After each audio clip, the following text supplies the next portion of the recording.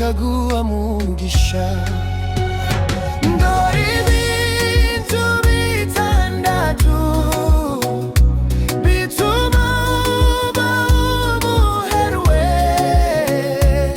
Ubutunzi bwo mw'ijuru buruta zahabu n'ifeza. Gutinya Imana icya mbere ni ugutinya Uwiteka, kuko Bibiliya ibivuga neza.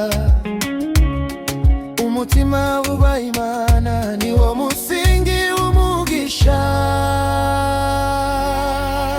Ndora ibintu bitandatu bituma uba umuherwe. Ubutunzi bwo mw'ijuru buruta zahabu n'ifeza. Gukora cyane icya kabiri ni umurimo. Ukorana umwete utinuba, Uwiteka araha umugisha ku maboko akora neza.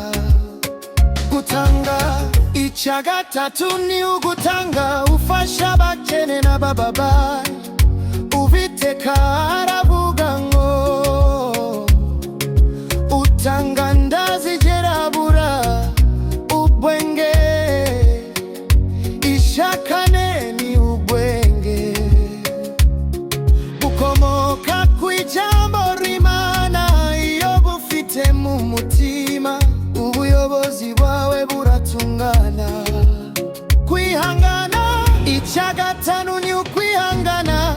Niyo ibigeragezo biza uyangana kugeza ku iherezo, niwe ubona umugisha. Kwiringira Imana. Icya gatandatu ni ukwiringira Imana, si amafaranga cyangwa abantu.